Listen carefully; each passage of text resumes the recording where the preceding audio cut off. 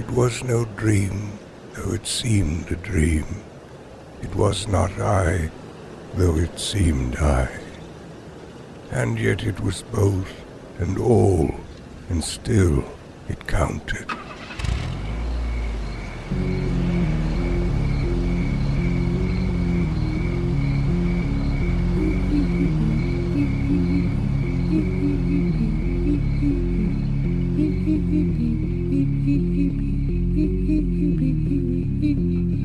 He said he wanted to see her pen. He said he fought to Avis Hearne. He came along, he came along to see her. He said he was it to be. He said he wasn't to be. You're listening to Atoms, Motion, and the Void.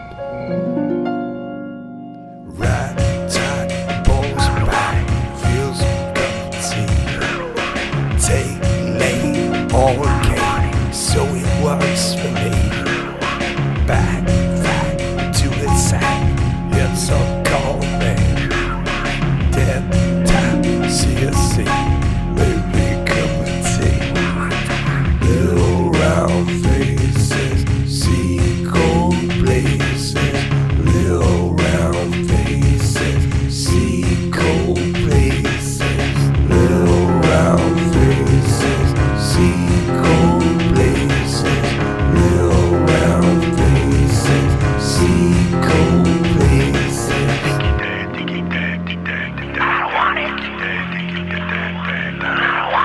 What you gonna do in the sun and the venom?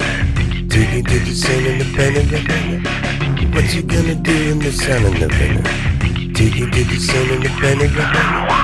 Little round faces, see cold places, little round faces, see cold places.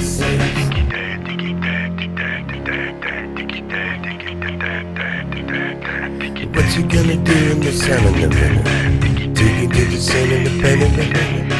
What you gonna do in the sun and the venom? Digging to the sun and the pen and the venom. What you gonna do in the sun and the venom? Digging to the sun and the pen and the venom. What you gonna do in the sun and the venom? Digging to the sun and the pen and the venom. You couldn't believe to see her. He said he wasn't to be. He said he wasn't to be.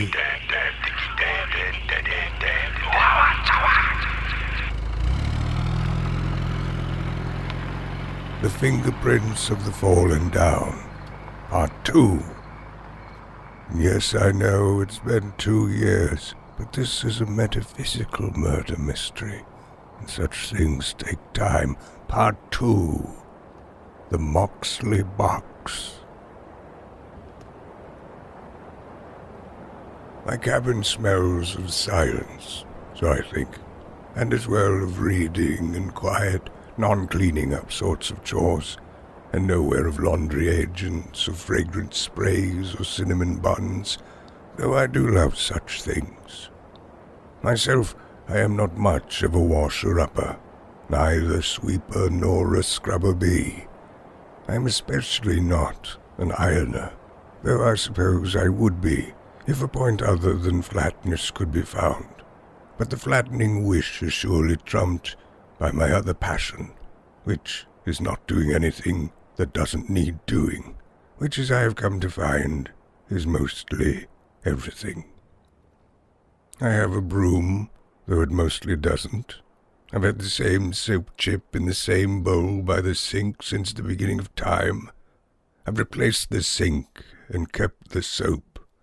It is a species of archaeology to prize it from the saucer, and even so, it has by now lost all its bubbles, and only smears my hand with a kind of hamburger grease.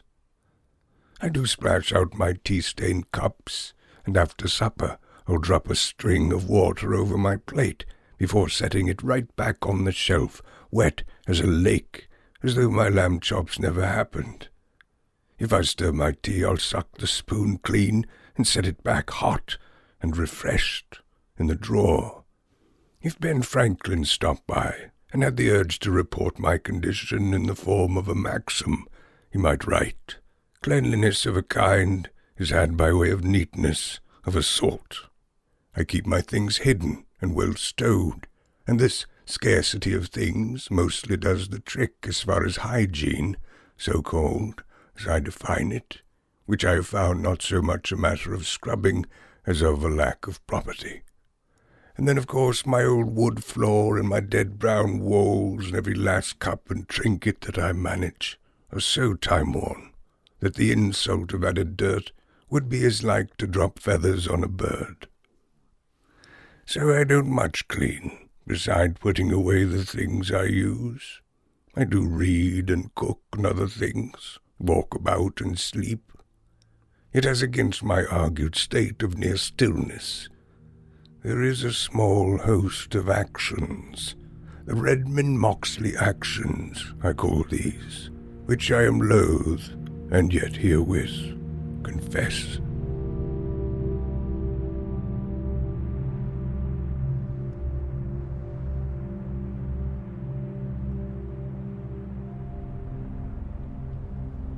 I am an inveterate clone, a natural mimic. I thought that I'd put such reproductions behind me. But early this winter, one late morning in town, I realized that the fever to copy the small actions of others had come upon me once again. "Are you mocking me, Norman Foster?" a gravy slow voice called out. I knew at once that it was Redmond Moxley. Of course, my name is not Norman Foster, but that is the address Moxley uses for nearly everyone. And so I turned to watch the rising showdown between mocker and mockee. But there Redmond Moxley stood, awful, arduous, really the most odious person in town. His brow was raised, the cheap low beams of his eyes drilling my way. "You're speaking to me, Redmond," I said. "Are you mocking me, Norman Foster?" he said again. Now he made a slight, sword-like swipe across the air with the stick he had, and quite unconsciously I saw myself following suit. I had in my hand a stick I didn't know I had, and against my own will slashed the air with it. Shocked by action and possession, I dropped my stick and shoved my hands into my pockets, for you see, Redmond Moxley is a stick man, well known for his pine switches, and I am not. He likes to tap his leg or swing it at weeds, and uses it like language as he speaks. He rocks it coyly to and fro with pretty ladies, and whacks his knee while talking to sturdier persons, as though he were a storybook character who lived in fields and spent his once-upon-a-life pleasantly sucking weeds and singing to magic crickets. So, to my personal horror, through my long dormant blood fault, Moxley caught me, unconsciously aping him. And though I threw my stick down and vowed to never hold another again, I have lately become a part-time haver of this habit. I carry a stick and whack my leg, just like Moxley, and by God, I like it, and by God do I hate that I do, and by God do I hate that Redmond Moxley caught me in the mirror.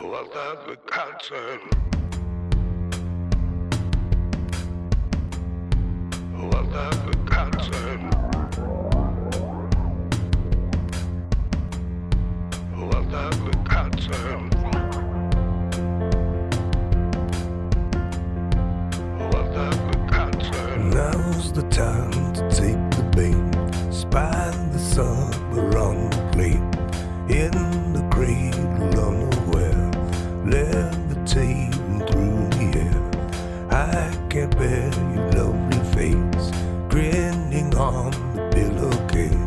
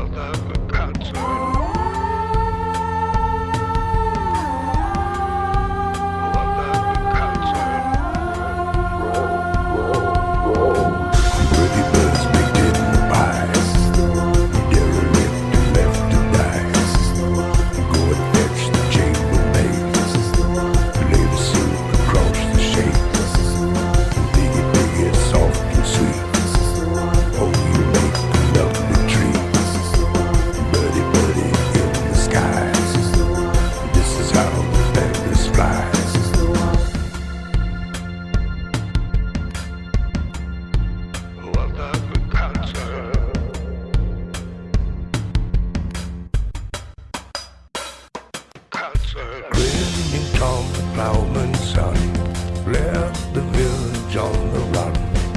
All the gold found in his sack went to pay the miller back. Now the miller's debt is paid. Grinning Tom hangs in the shade. Pretty birds baked in the pies. Jerry left to die. Go and fetch the chambermaid. Lady silk across the shade. Piggy, soft and sweet. Oh, we'll make a lovely tree. Birdie in the sky. This is how the feathers fly.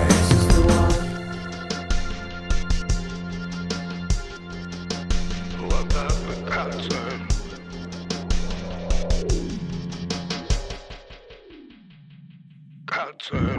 Pretty birds baked in the pies. Jerry left to die. Go and fetch the chambermaid. Lady silk across the shade. Piggy, soft and sweet. Oh, we'll make a lovely tree. Birdie in the sky. This is how the feathers fly.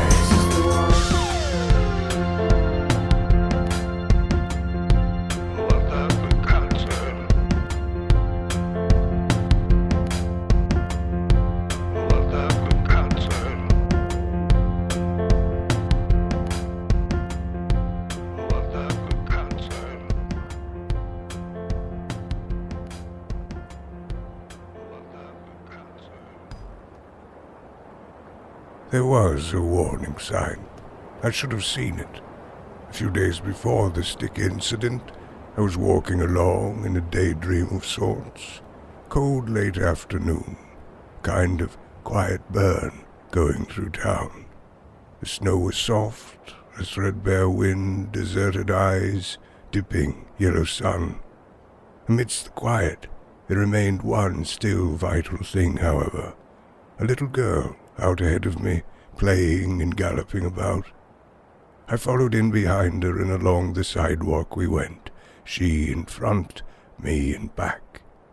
She became fascinated by her sun-kissed shadow, and soon had raised her arms to turn her shadow into a plane.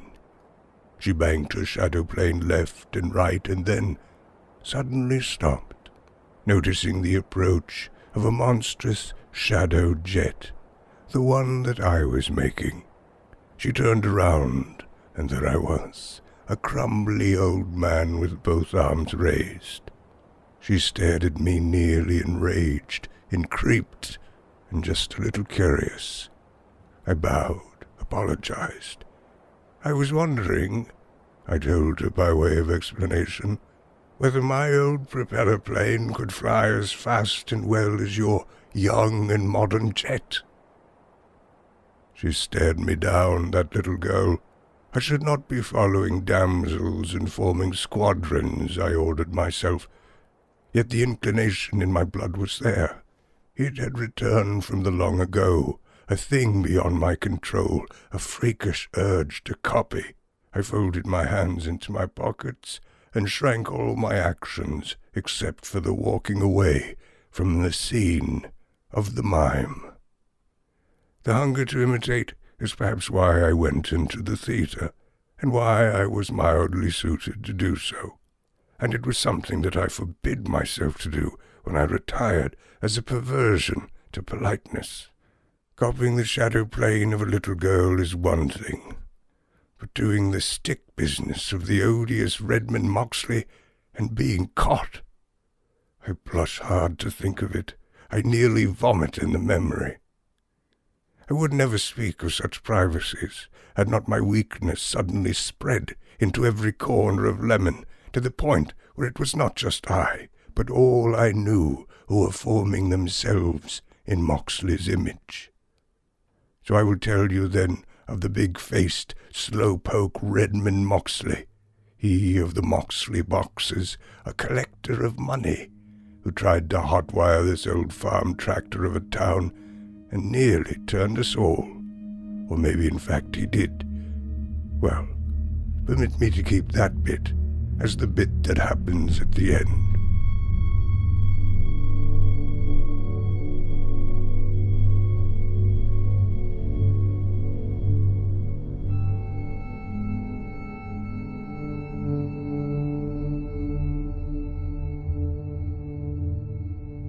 There are good people in Lemon, and bad, of course, as anywhere.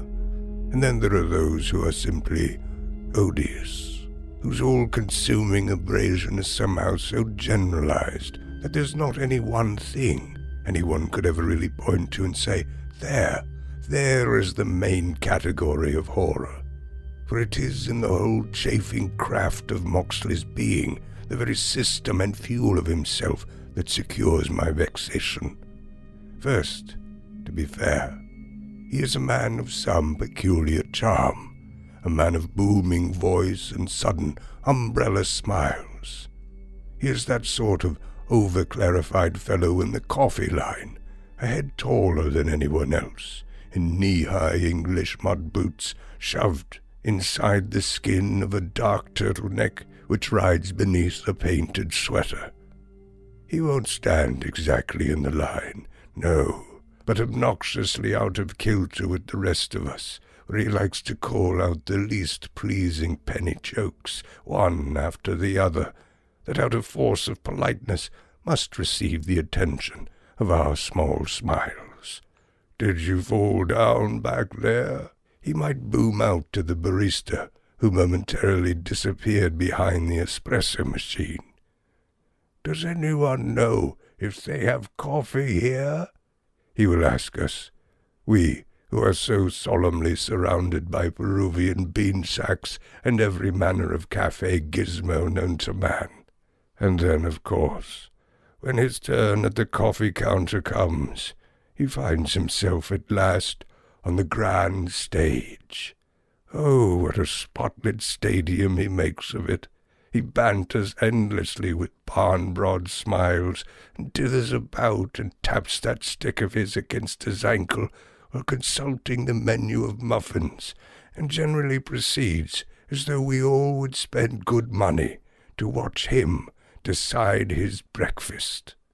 If anyone is rankled or tries to hustle Moxley along, he will turn and examine them with gloomy intensity. "What do you suggest I do, Norman Foster?" he will say, which nomination, I should clarify, is Moxley's chief and only form of insult. The story of this, so we had it, was that there had been a real Norman Foster in Moxley's life, an enemy of Moxley, it would seem, and this real Norman Foster had crossed Moxley one too many times and came to a crisp end at Moxley's hands. So for a while I had my addiction to carrying a stick. I did it in private, in the woods and so on, and I'd drop my branch down as I came into town or at the first sign of life. That was bad enough, but other of Moxley's habits began to find credit in me. The first that I noticed. If you've seen a slow-motion film clip, you'll note that even the most harmless action, a woman scratching her knee perhaps, can draw tears. Redmond Moxley has adopted this principle, I believe, to generate attachment and sympathy, for Redmond Moxley is an on-purpose, slowed-down person. He walks and moves and even blinks with the speed of a puddle. So, who now emulates this decelerated state? Who now reaches frame by frame for his coffee?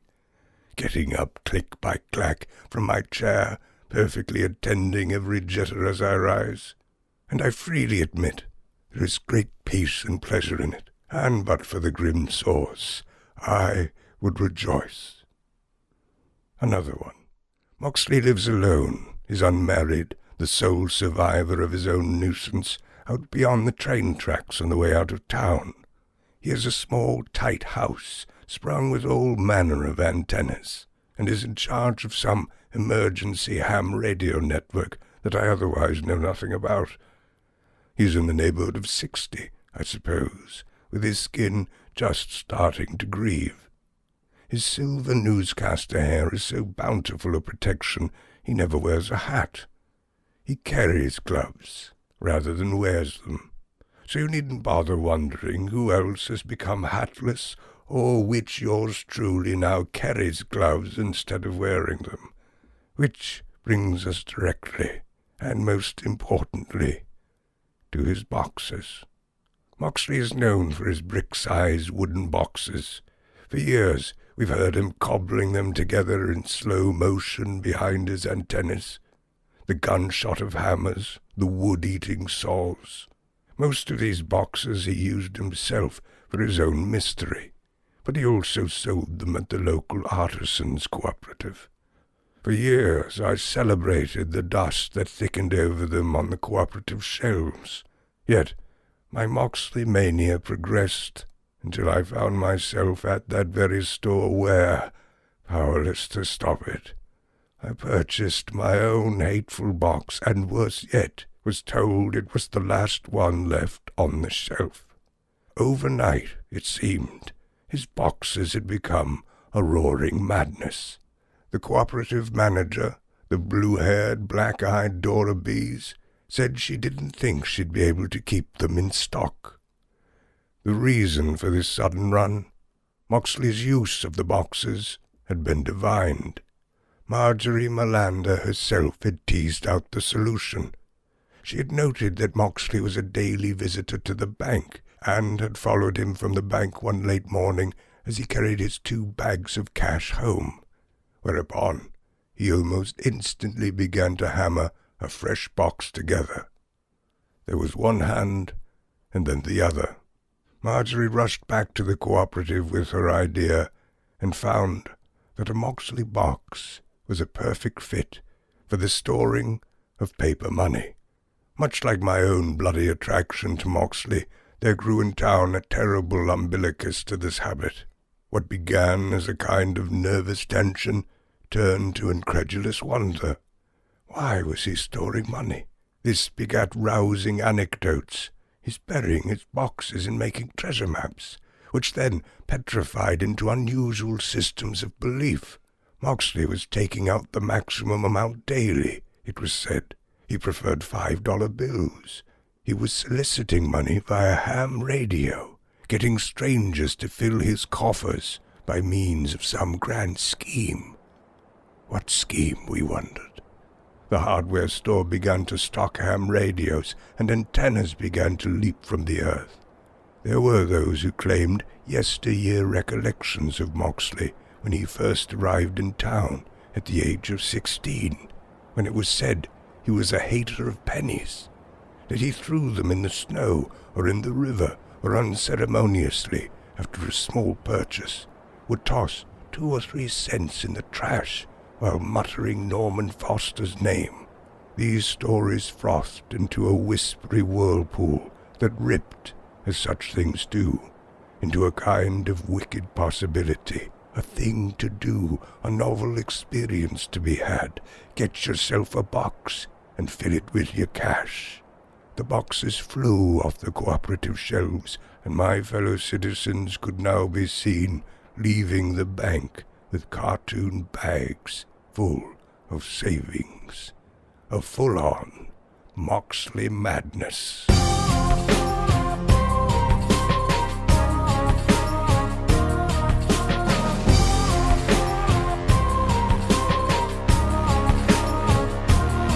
Once upon a time was a bird who just stood on a branch of a tree in the flush of the wood. He never flew round as every bird should. It never went off, he just did what it done. One day I went over to have a small word. I climbed up the tree, Lucifer stood and became the next story. You almost have heard called the man who mistook an old stick for a bird.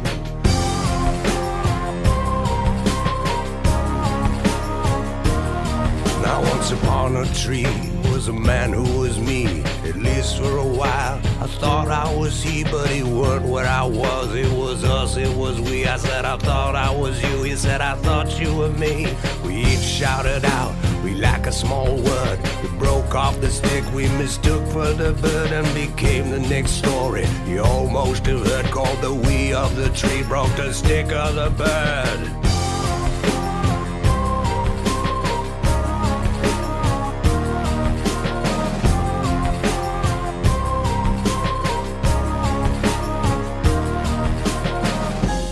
desperately Moxley would prefer to say that I participated in this frenzy to expose the fraud, but I was the first fool at the fair, the first gumdrop on the ground, and my one true hope was that I would never be found out. Let them all run mad with their boxes, and if perchance informed of the local trend, I would offer my condolences and a little my contempt. When the bow breaks, we shake into the ceiling. When the dream wakes, abandon us to being. When the bow breaks, we shake into the ceiling. When the dream wakes, abandon us to being.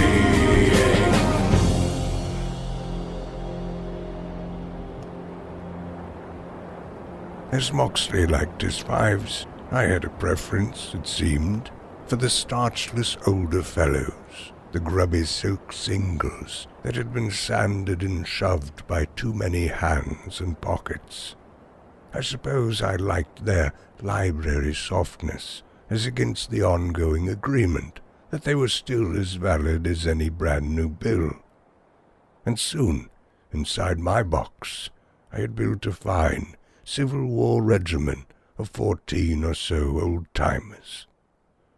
"Oh, I see," Marjorie Melander commented when she saw that I'd succumbed.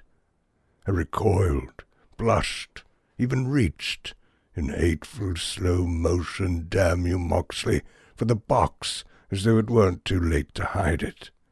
A bird lover, Marjorie had sprung a visit on me one afternoon to fill my feeder, and suddenly invited herself in for tea before I could even realize I had anything to hide.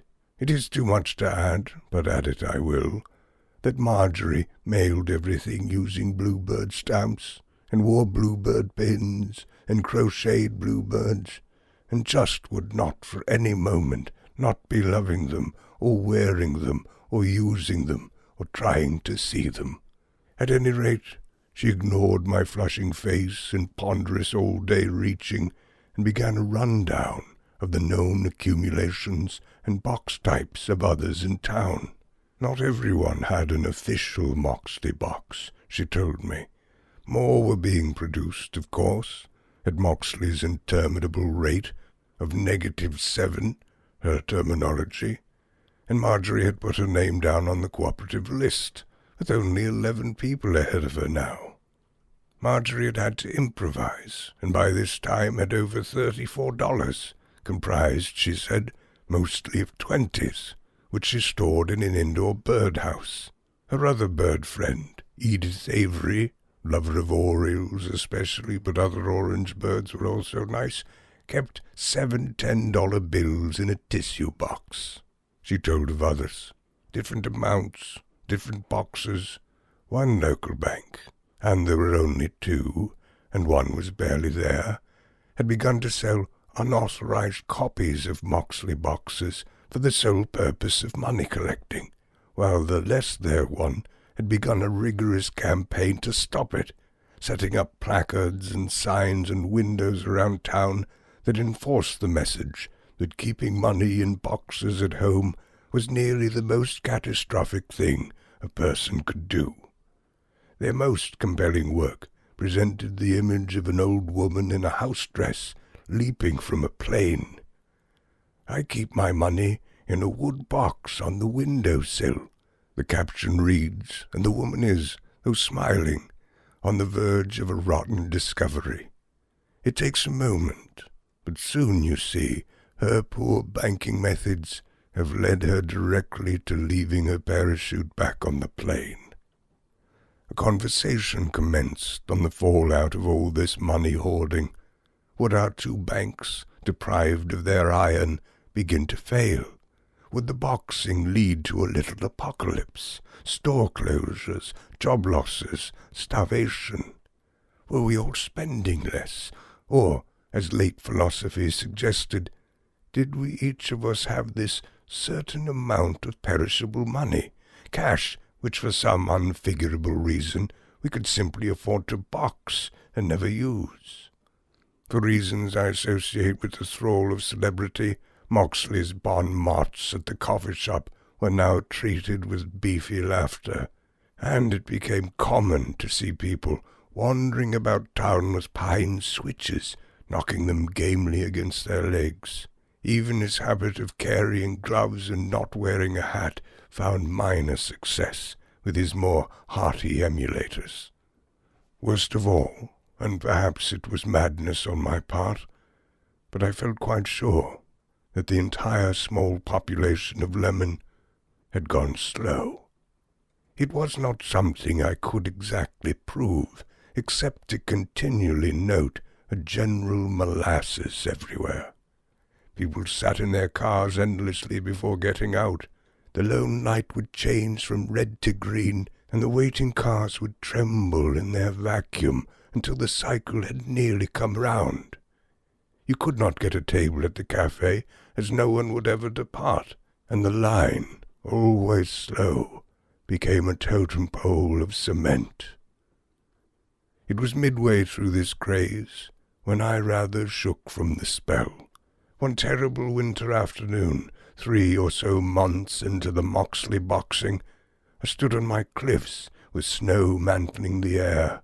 I was hitting my leg with a Moxley stick while muttering Norman Foster in slow motion, while pondering how much cash I could extract from the bank to feed my Moxley Box habit. And then suddenly, a kind of hammer blow to my heart. Why? Not why I did it.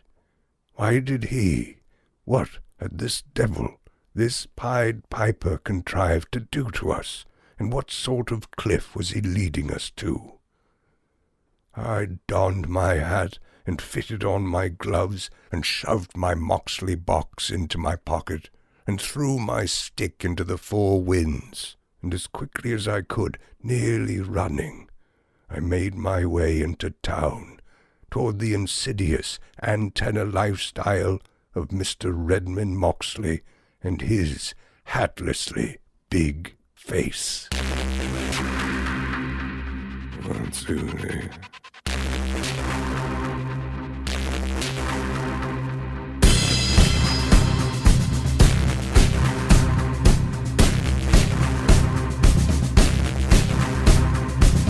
I've been a soldier, a surgeon for a war, a social athlete, looking for a score. I've been a lion on a hunt for big game. I can smell the blood in the water now, honey. Ain't that a shame on my life? Been the subject of myth and law all my life. I've been praying on a branded hall. I've had disciples, I lit them off a cliff, turned water into whiskey, and I made the masses sick. Been in the desert with the queen and woman, trouble with temptation, brothers, you might not come your way again all my life.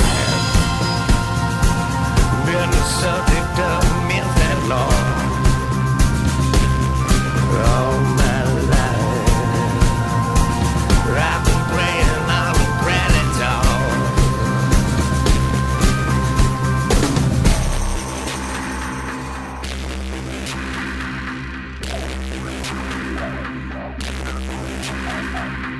I've been a slumlord while sleeping on the street. I've been the altar boy, and I've also been free.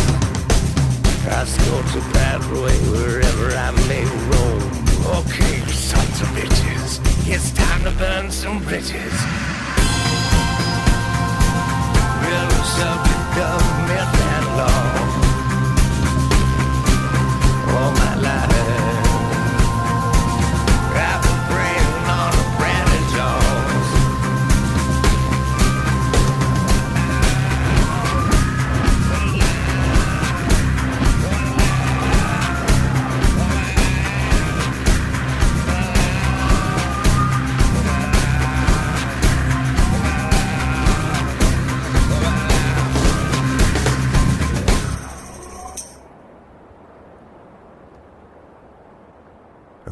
day, freshly falling snow. I came swiftly along the frosted train tracks, just in time to see Moxley creeping out his front door slow as a cabbage. I watched him reach into a tree and snap himself off a long companion. With 2 Moxley boxes, one under each arm, he set off across the snowfield. Above his roof I saw a line of smoke. Though it rose in my vantage from near his chimney, in fact it came from a fire on a distant hill behind. As I went round to get a better look, I saw that Moxley had already become a small dot in the line scratch of the storm, so evidently he could move quickly if he desired. And strangely, Moxley was not alone. There were others, dozens of them, crossing the snow-blurred field from different points, converging toward the orange speck of fire on the hill. There was only this to do, and so I joined the pilgrimage. Through the plain of wind and rough snow, and up the small hill I went to put myself among them. At 40 yards, the heat of the blaze sent forth its invitation, and around it 20 or more townspeople stood, with more arriving every minute, and even at my distance I could see the terrible thing they were up to. I felt a numb shock, but what else could it be? Marjorie Melander, covering her face with an elbow from the heat, moved toward the fire, and tossed her birdhouse in, and then, for some peculiar reason, lay down upon the snow. Moxley himself stood closest to the blaze, as though he alone could withstand it. His gloves and stick lay on the ground, and in each hand a single box. I joined in, a raindrop to the ocean, and watched the burning of the boxes, the burning of the money. Impossible, I thought. This is not at all what is happening. No one would do it.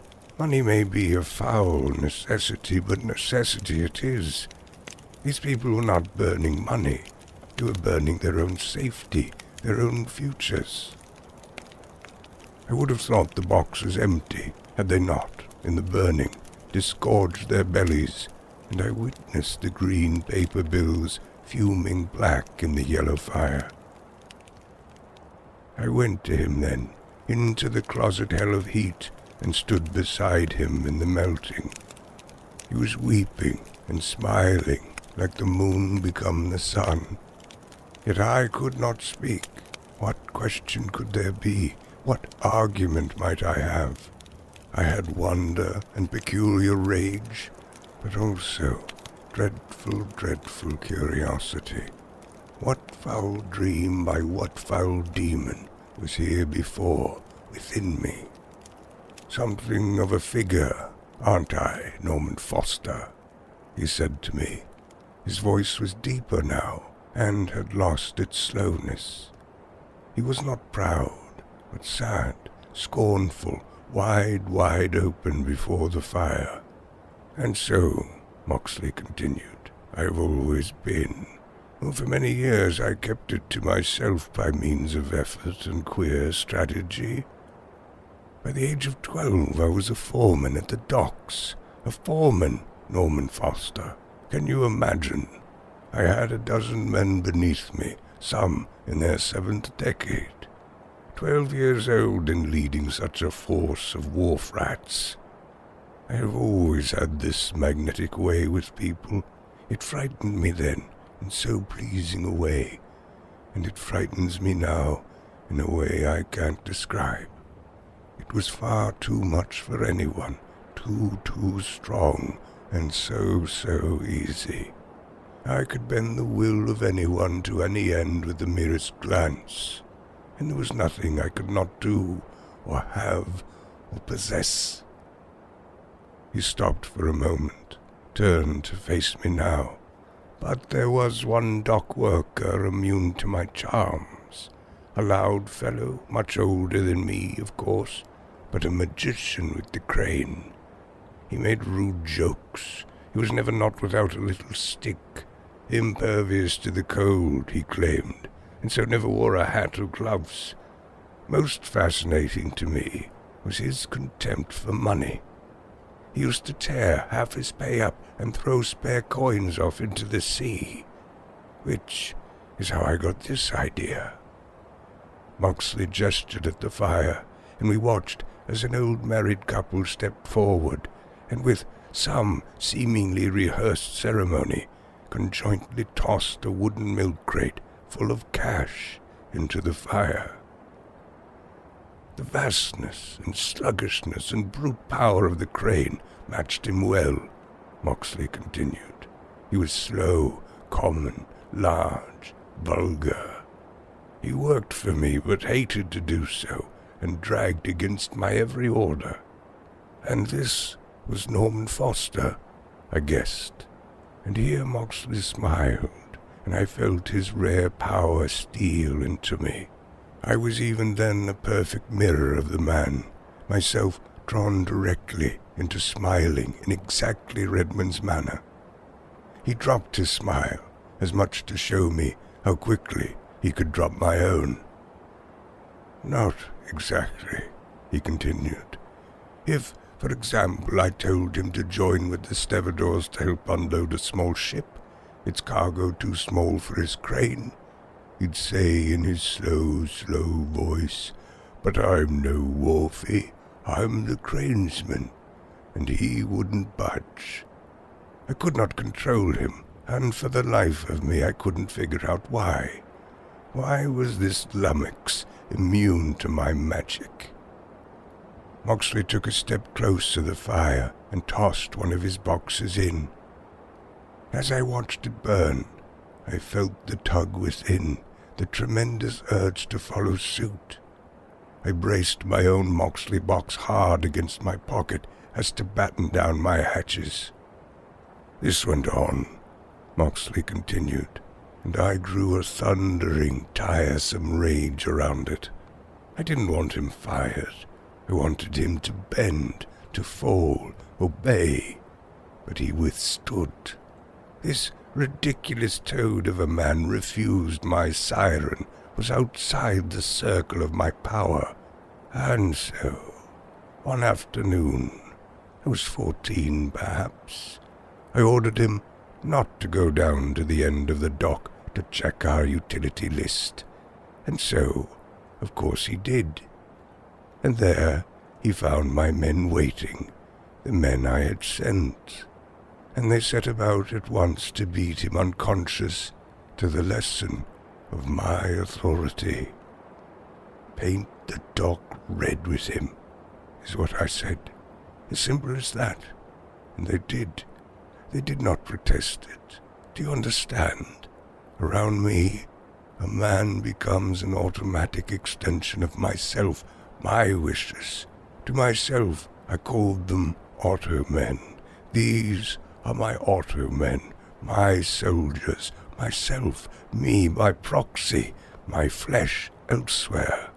And at that age, and with the little awareness I had gained, I began to wonder how large my flock might grow, what treasures I might find in this self-expansion.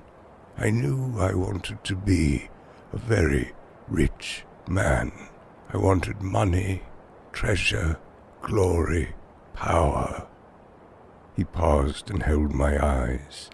I wanted all, Sherwin.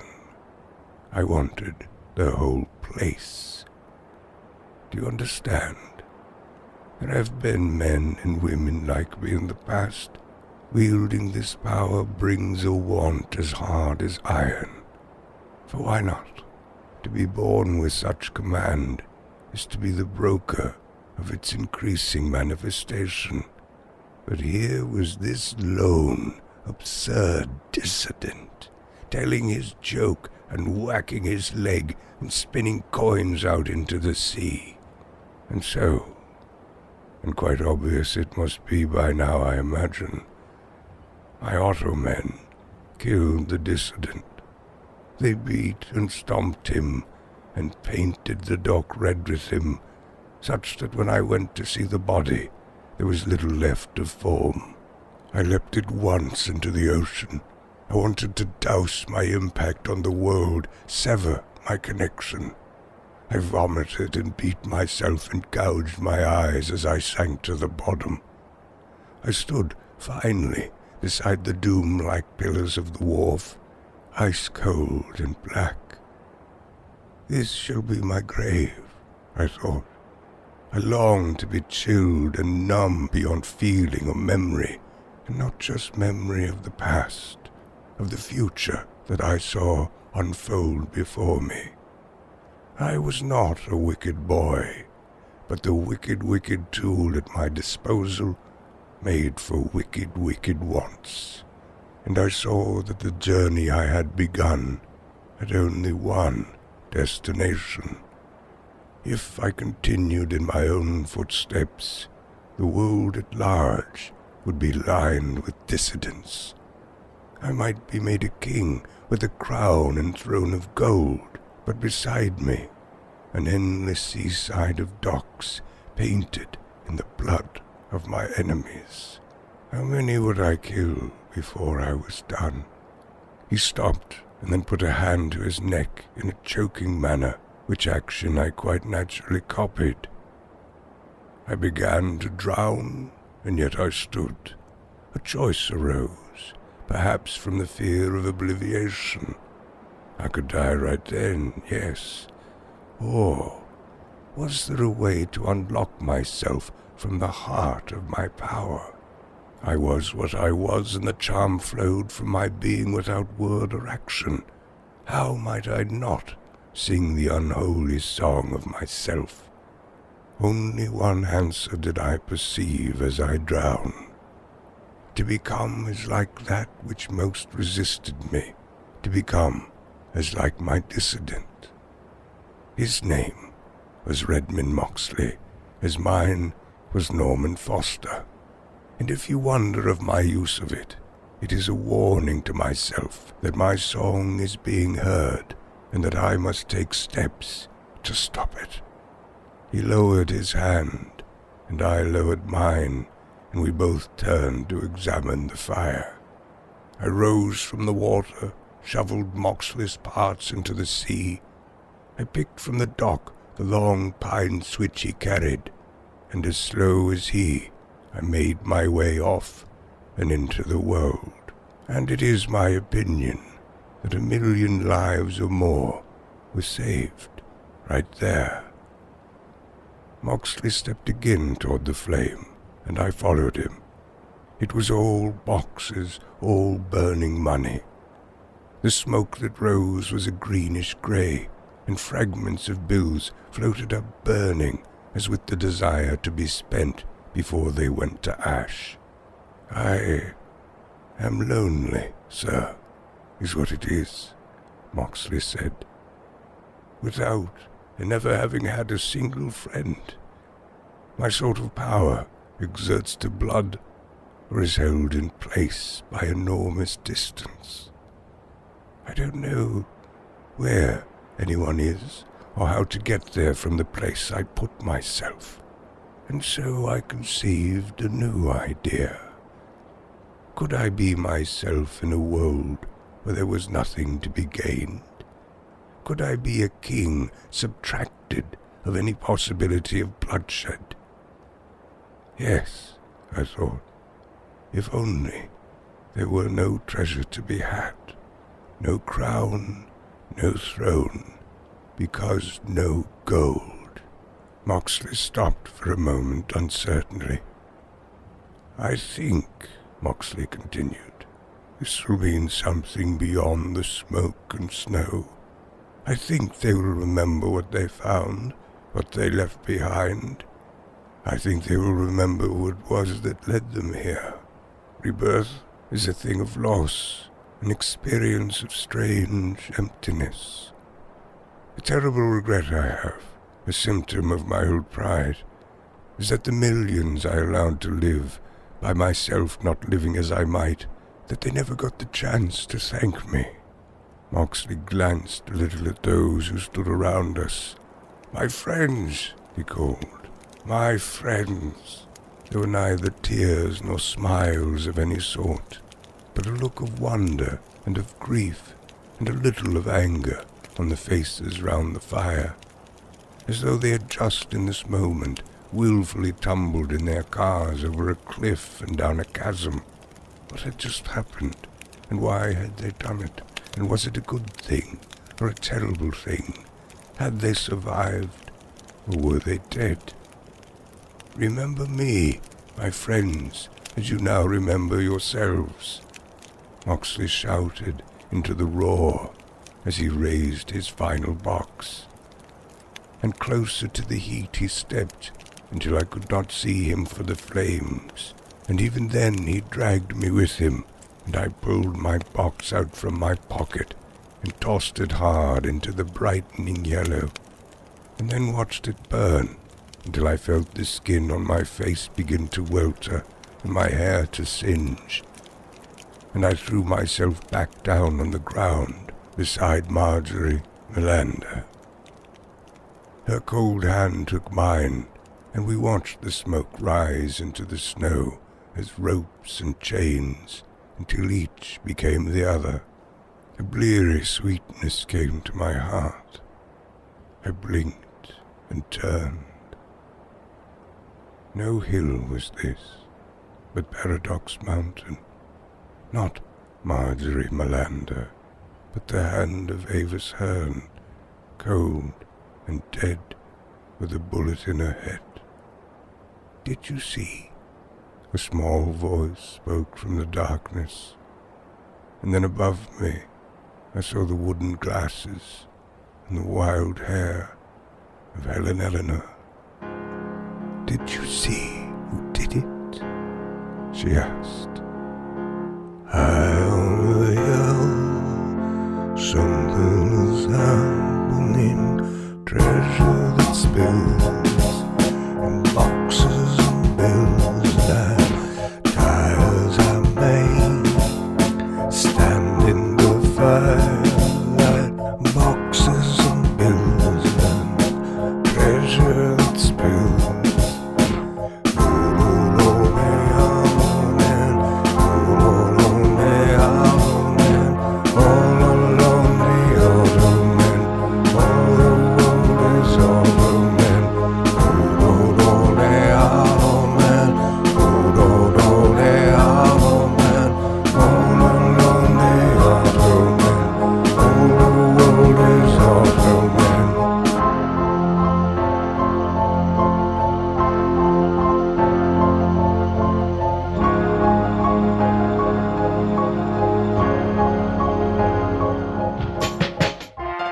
You've been listening to Atoms, Motion, and the Void.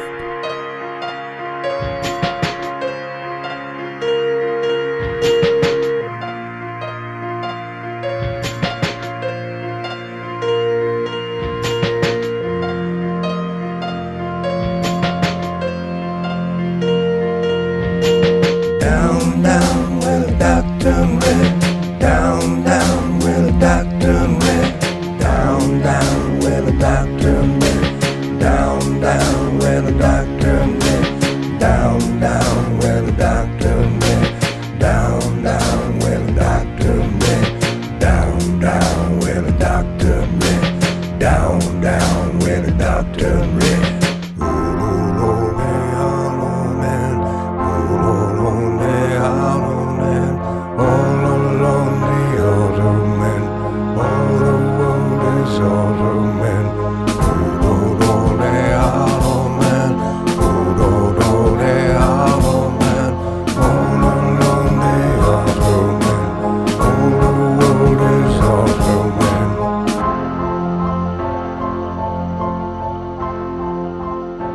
It was no dream, though it seemed a dream. It was not I, though it seemed I. And yet it was both and all, and still it counted.